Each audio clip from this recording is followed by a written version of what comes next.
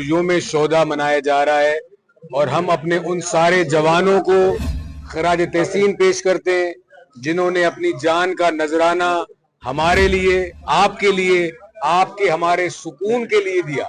तो उस हवाले से सिंध गवर्नमेंट ने शहीदों की फैमिली के लिए प्लॉट भी अनाउंस किए हैं।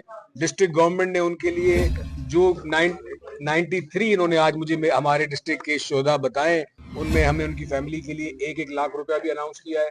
वो जिस तरह पूरी लिस्ट मिलेगी उनके अकाउंट्स में हम वो करते रहेंगे। तो ये आज का वो दिन है कि इनको खराज तहसीन पेश करनी है। तनकीद बराए इस्लाह होनी चाहिए, तनकीद बराए तनकीद नहीं होनी चाहिए।